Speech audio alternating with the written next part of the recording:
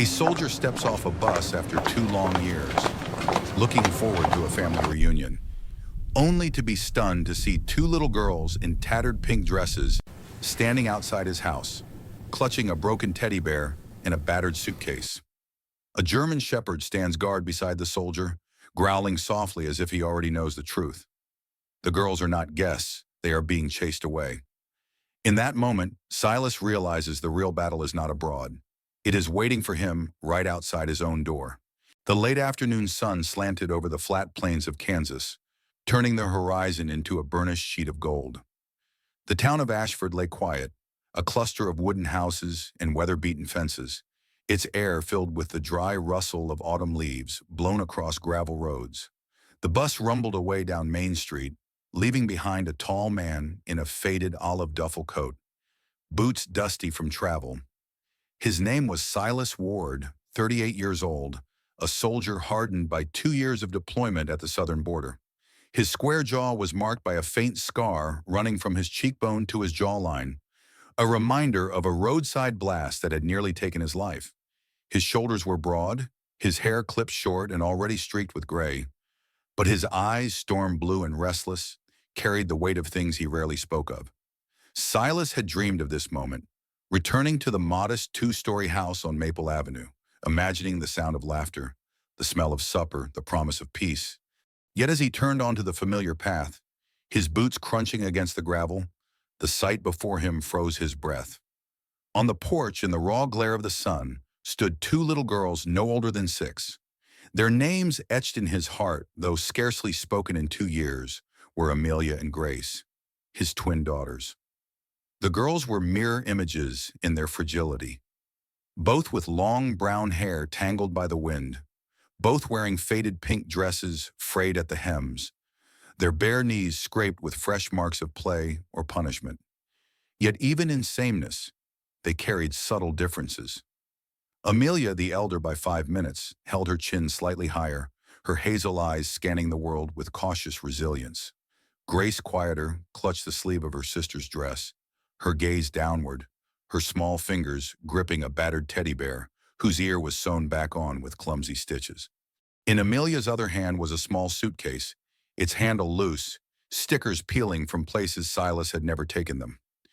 Hovering in the doorway was a woman, her hand pressed hard against the frame as though to hold her ground. Lorraine Ward, once graceful in the flush of youth, now wore her bitterness plainly. Her blonde hair was pinned in a messy twist, strands falling loose around a face too carefully painted with rouge. She wore a silk blouse that clung to her shoulders, but the posture of her body betrayed fatigue and impatience. Lorraine had married Silas young, charmed by his uniform, but time and absence had carved cracks through their promises. She had long learned to fill the silence of her husband's deployments with sharper words and the company of friends who knew little of loyalty. "Get out!" Lorraine's voice rang, sharp and shrill, scattering the sparrows on the telephone wires. Her arm pointed outward, dismissing the girls like unwanted parcels. "You try stepping inside this house again, and I'll lock the door for good." The twins did not cry. They only stood still, their shadows trembling on the wooden planks of the porch. Amelia's knuckles whitened as she gripped the suitcase handle, her lips pressed tight. Grace held her teddy closer, the toy's stuffing peeking from a seam, as if even the bear carried the wound of neglect. From the edge of the yard, a sudden growl rumbled low and fierce. Out of the shadows of the fence padded a large German shepherd, its black and tan coat glinting in the sun.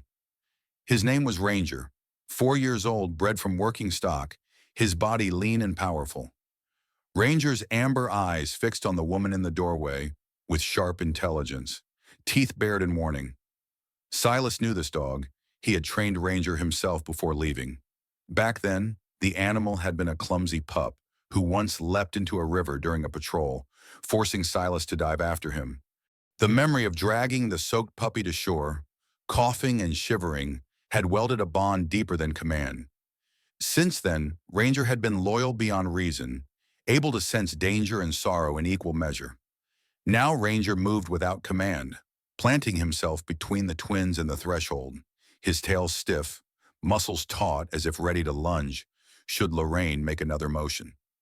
Grace reached instinctively to touch his fur, her small hand disappearing in the thick ruff of his neck. The dog leaned into her touch, his growl quieting to a protective hum. Across the street, behind a curtain that had long since faded from years of sunlight, an old man watched silently.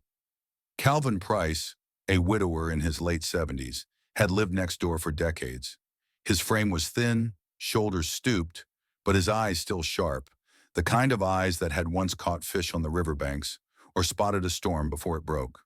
Calvin had seen the twins left in the yard more than once, had heard their muffled crying through open windows. Yet he carried the burden of a man too old and too unsure to interfere. He sighed, his hand tightening on the windowsill, then let the curtain fall back into place, retreating into silence as always. Silas stood rooted at the gate, his heart a drum in his chest. For a moment he thought perhaps this was some cruel hallucination, born of dust and memory. But then Amelia looked up, her eyes catching his, and in that fragile instant the years dissolved. The child he had once lifted on his shoulders now stared back, thinner, older, her gaze carrying both recognition and doubt. "Daddy?" Grace's voice cracked like a twig in the still air, so soft it might have been mistaken for the wind. Silas dropped his duffel to the ground, his boots forgotten. His calloused hand rose halfway before falling again, unsure, trembling. Lorraine stiffened in the doorway, her face twisting from shock to something like calculation. She forced a brittle smile, smoothing her blouse as if to reclaim control. "Oh, honey, you're back," she stammered, laughter dry as paper. "I was just teasing them. You know how stubborn kids are. Always making a mess." But her eyes darted away, unable to meet his. Silas walked past her words without reply. He bent down, placing his palm gently on Amelia's shoulder. She flinched for a moment, then melted into his touch, pressing her head against his arm. Grace shuffled closer, the teddy bear crushed between them. Ranger, sensing the shift, eased back but remained watchful, his amber eyes locked on the door. The sun dipped lower, shadows stretching long across the yard.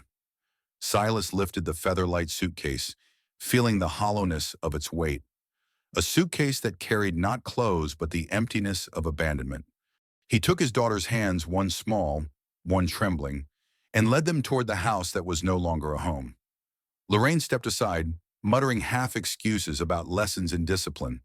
But Silas's silence spoke louder than any reprimand. As the door creaked open, the stale air of neglect greeted him. Dust motes floated in the fading light, and the once familiar living room felt foreign, stripped of warmth. The crooked picture on the wall, the sagging couch, all bore witness to a life that had slipped into disrepair. Silas set the suitcase by the chair, dropped his duffel beside it, and finally looked at Lorraine. His eyes, tired yet steady, held none of the hesitation from moments earlier. "We need to talk," he said simply, his voice a low rumble, leaving no room for pretense. Lorraine faltered, lips parting, but no words coming out. For the first time that evening, her painted mask cracked. Ranger padded in behind Silas, circling once before lying at the feet of the twins. His body curled protectively around them. The house had changed. The air had grown cold. But Silas knew in that instant, the true war was only beginning. The door closed behind them with a tired groan, and the silence inside seemed heavier than the dry Kansas air. Dust floated in the dim light as Silas led his daughters into the living room. The house looked familiar in shape, but different in spirit. The warmth that once lived here had been stripped away and replaced with a thin chill that settled on the walls. The sofa sagged in the center, the rug was stained with careless spills, and the family portrait that once hung straight now leaned at an awkward angle. Lorraine trailed behind, her smile brittle, her arms crossed defensively across her chest as though fending off judgment. Amelia and Grace perched timidly on the edge of the sofa, their small legs dangling. Amelia clutched the handle of the suitcase while Grace pressed the teddy bear against her chest. Their movements were cautious, as if afraid that any sound might provoke another command to leave. Ranger padded to their side, lowering himself onto the worn carpet. His tail thumped once against the floorboards, then stilled, amber eyes flicking toward Lorraine whenever she spoke. Lorraine broke the silence first, her voice too light to be genuine. "I didn't know you'd be home today, Silas." "You should have written ahead. I would have prepared something nicer."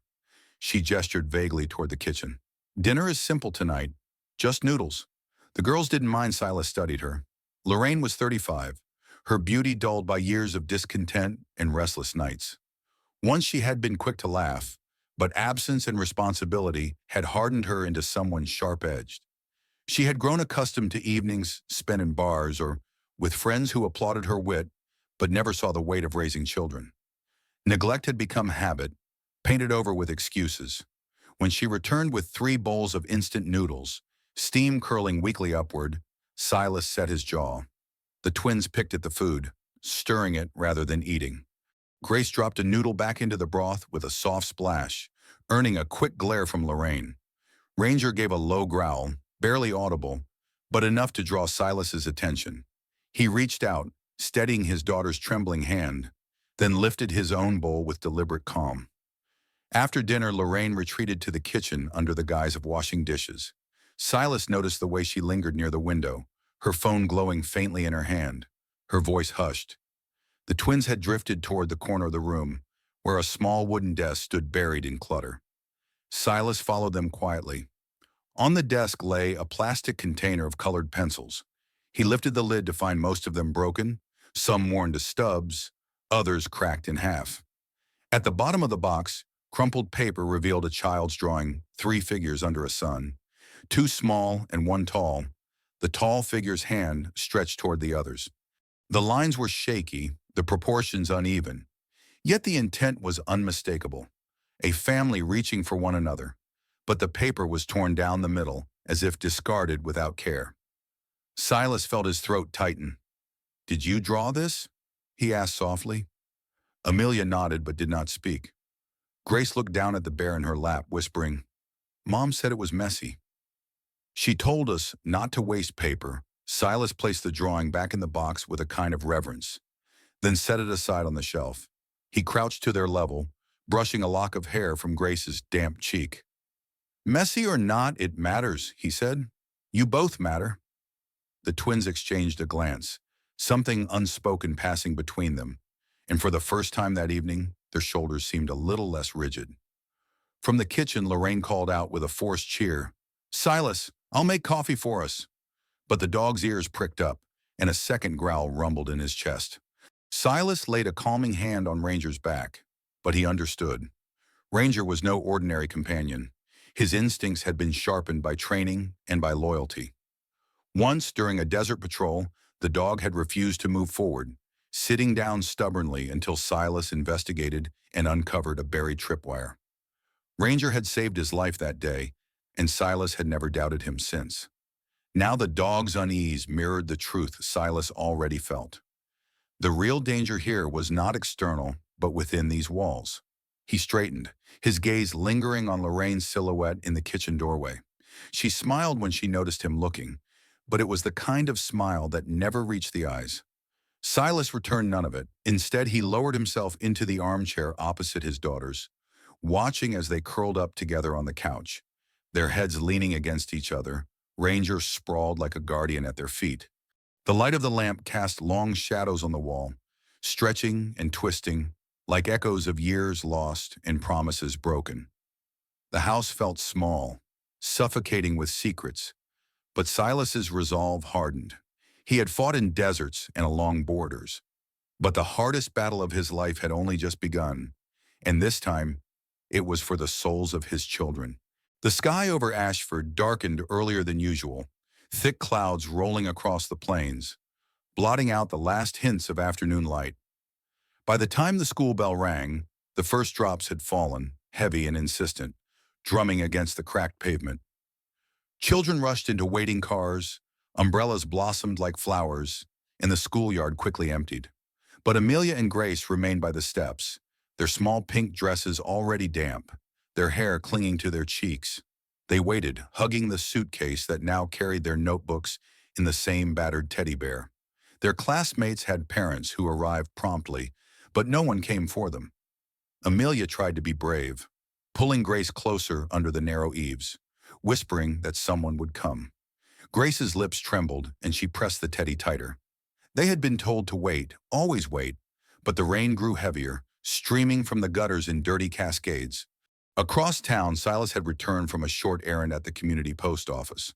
He had asked Lorraine earlier if she would pick the girls up, but she had brushed him off with a dismissive wave and a half smile. "I'll see if I have time," she had said. When Silas came home and saw the house empty, a hollow fear knifed through him. He called the school, but the line rang out.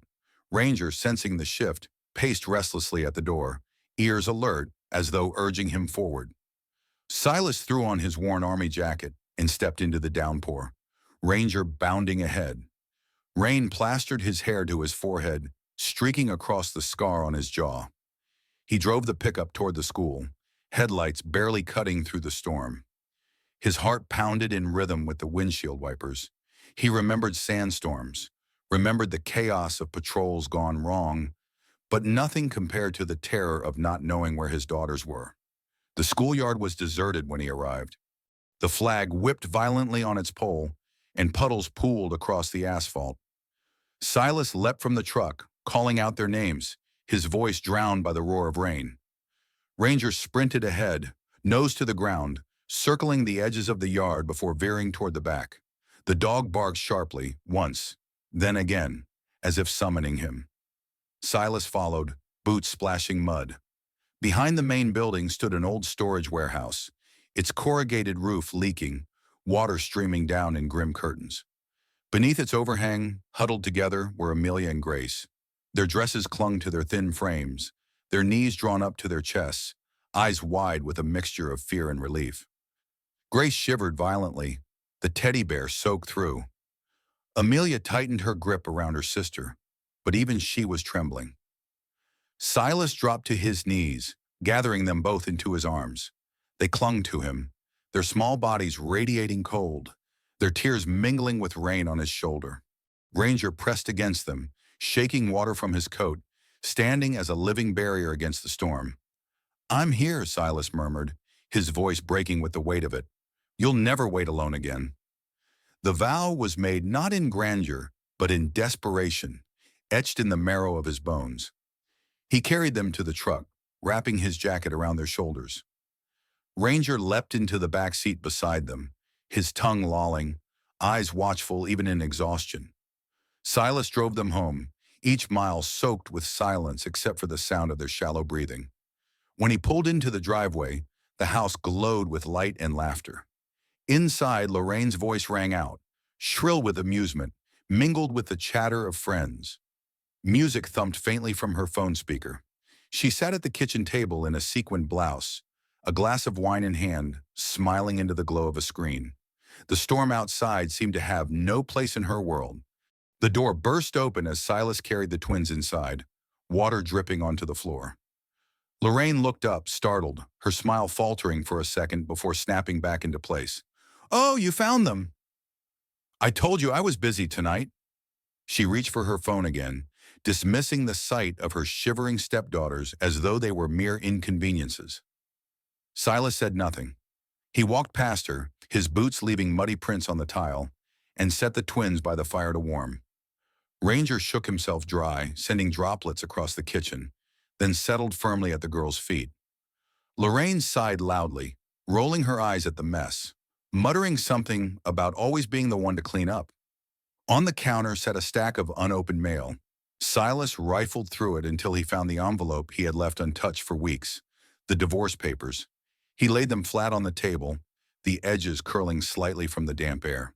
His signature line remained empty, but the presence of the document alone filled the room with a finality that words could not. Lorraine glanced at the papers, her painted smile slipping again. "Really? You'd go that far?" she asked, but her voice carried more irritation than fear. Silas didn't answer. Instead, he poured hot water into mugs for the twins, placed blankets around their shoulders, and sat down across from them. His silence was a verdict heavier than any argument. Lorraine turned back to her phone, forcing a laugh at whatever her friends said on the other end, but her hand trembled slightly as she held the glass. The rain outside beat against the windows, steady and relentless. Inside, a different storm had begun, one that would not pass with morning. The county courthouse in Ashford stood like a relic of another era, its red brick facade weathered. the white columns chipped by decades of wind and rain. On the morning of the hearing, the sky was clear, but the air carried the weight of something about to break. Inside, the courtroom smelled faintly of paper, varnished wood, and stale coffee. Silas sat at the petitioner's table, his uniform jacket neatly pressed, though he no longer wore the insignia of active duty.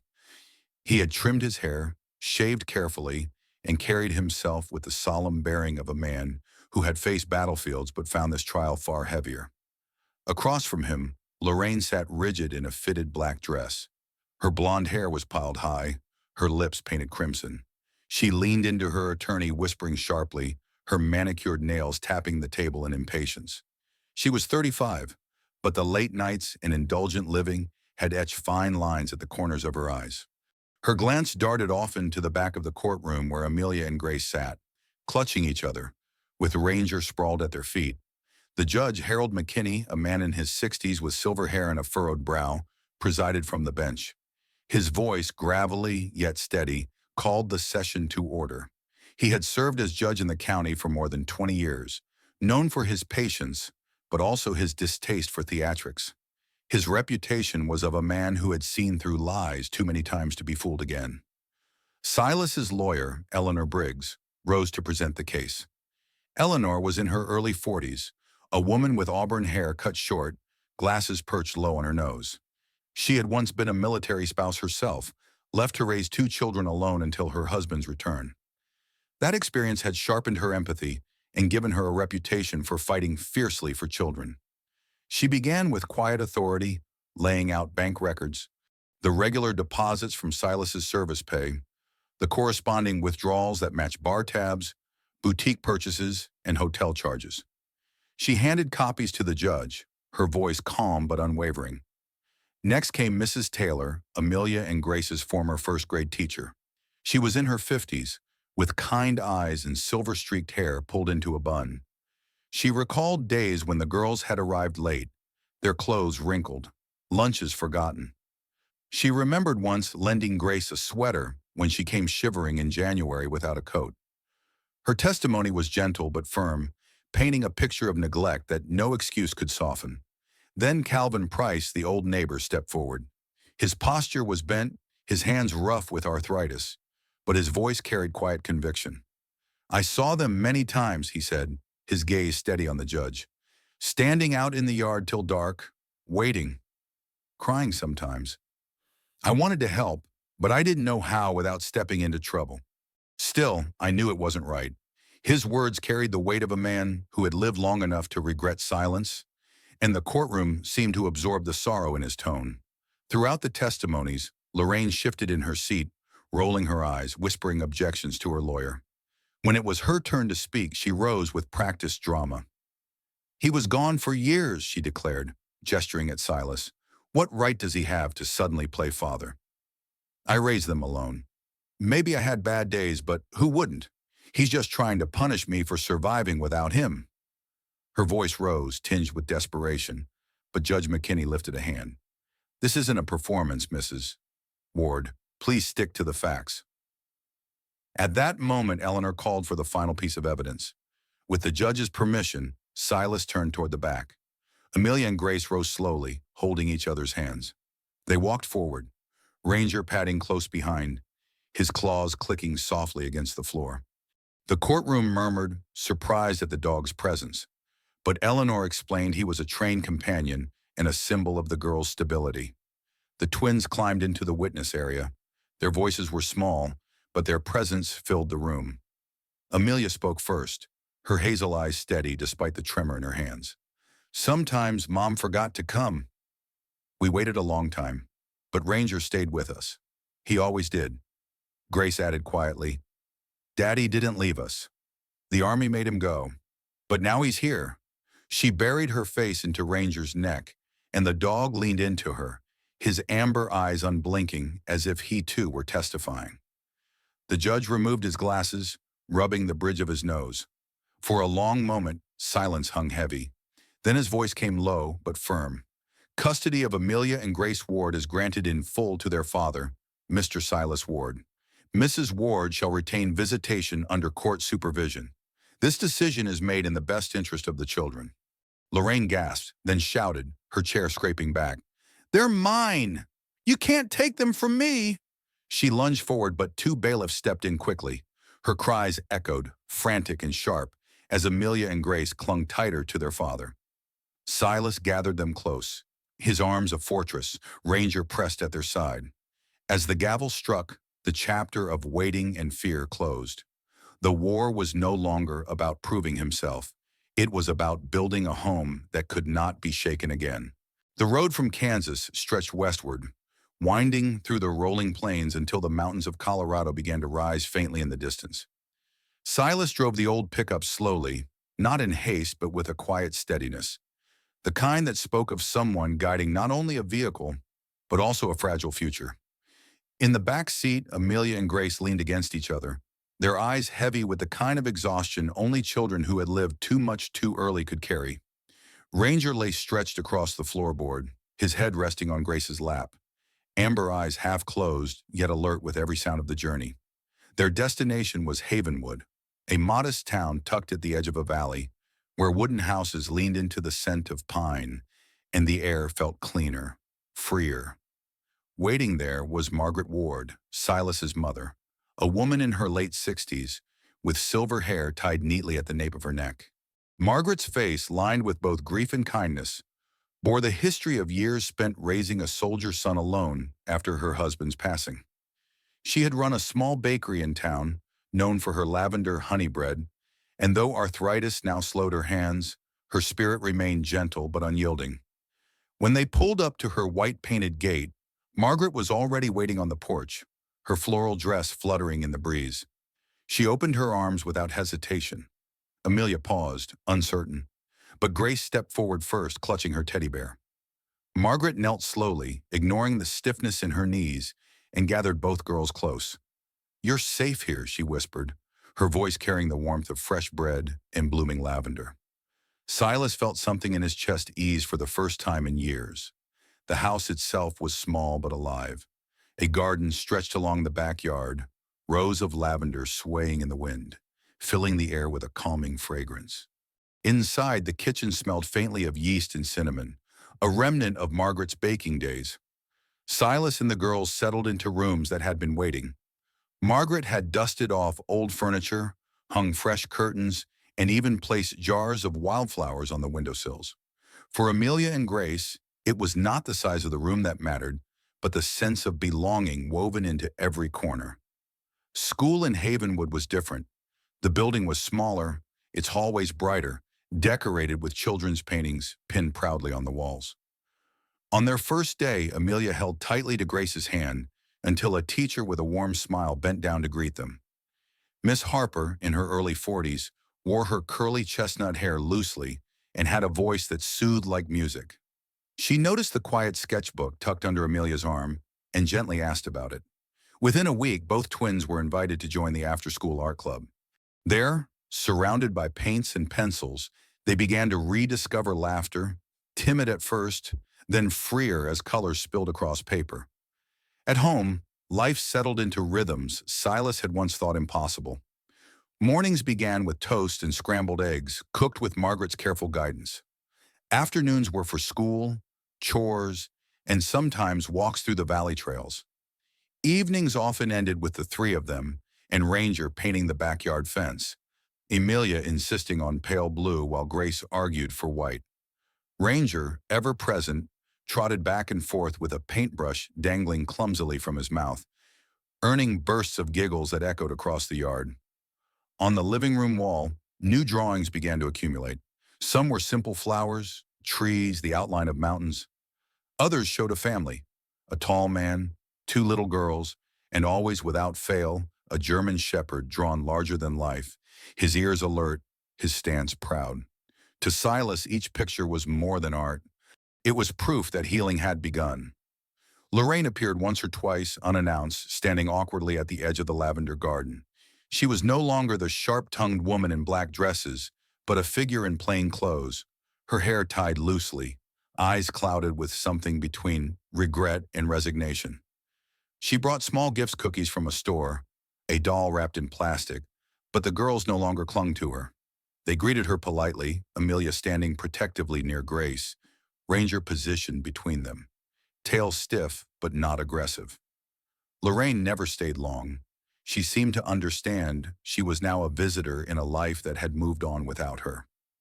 One evening, as autumn's first chill crept into Havenwood, Silas stood on the porch watching the twins chase Ranger across the yard. Margaret joined him, her hands wrapped around a mug of tea. "They'll remember this," she said softly. "Not the pain, not all of it, but this, the laughter, the safety. That's what children carry when they grow." Silas nodded, his eyes fixed on his daughters. For the first time, the word home no longer felt like a fragile dream, but a reality he was determined to guard. As twilight settled, Amelia ran to him, a new drawing in her hand. It showed three figures holding hands in front of a house with lavender in bloom, and beside them stood Ranger, drawn almost like a guardian angel. She looked up at him, eyes shining. "Do you think this one can stay on the wall forever, Daddy?" Silas knelt, pressing the picture gently against his chest before answering, "Yes, sweetheart, forever."